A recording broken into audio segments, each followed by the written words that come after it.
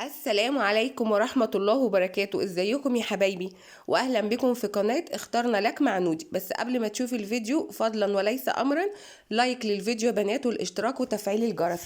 النهارده حبيت اخدكم معايا بعيد عن جو المطبخ، بس هي حاجة خاصة بالبيت برضو. طريقتي في تنظيف دولاب اوضة النوم بتاعي من جوه ومن بره. اول حاجة بعملها ان انا بفضي الهدوم من جوه. طبعا انا مش هوري الحاجه لان دي بتبقى حاجه خاصه وبتبقى حريه شخصيه، في ناس بتوري وفي ناس مش بتوري، فدي حريه شخصيه، فانا هوريكي بس الطريقه. اول حاجه بنزل الهدوم من الارفف، وبعد كده بجيب الزاجروتان اللي هو شبه الديتول. ده معطر يا بنات ومطهر في نفس الوقت يعني، وريحته حلوه كمان. اول حاجه هبتدي امسح الارفف كويس جدا من جوه. دي الفوطة هي لونها رصاصي، هي تبان ان هي متسخة بس هي مش متسخة، هي لونها رصاصي غامق. فاول حاجة بدأت ان انا حطيت اللي هو شبه الديتول وهبتدي امسح الارفف. انا بنضف الدولاب من جوه كل شهر يا بنات.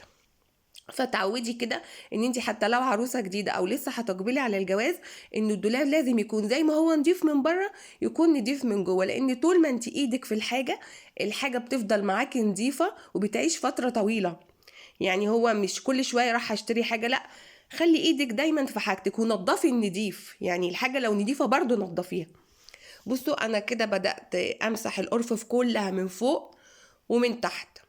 بصوا خليتها كده زي الفل وبتلمع كمان، وكمان ريحتها حلوه لما تيجي تحطي عليها الملابس بتبقى ريحتها. ده بقى السحر، كوش الفايخ ده لو لقيتيه تجيبيه فورا. ده عباره عن زي اكياس كده بتطلعيها وبتحطيها في الدولاب في وسط الهدوم. كل ما تفتحي الدولاب بتاع هدومك فواحة ريحه قدامك رهيب رهيب بجد، هاتوه رائع يا بنات. وده هنا هبتدي المع الدولاب من بره.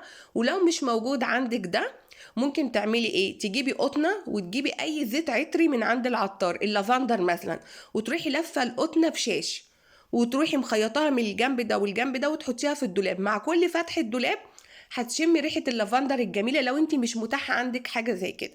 بصوا هنا بدات المع الدولاب من بره، يعني الاول لمعته من جوه وطبعا حطيت الهدوم جوه، وبعد كده هبتدي ألمع من بره.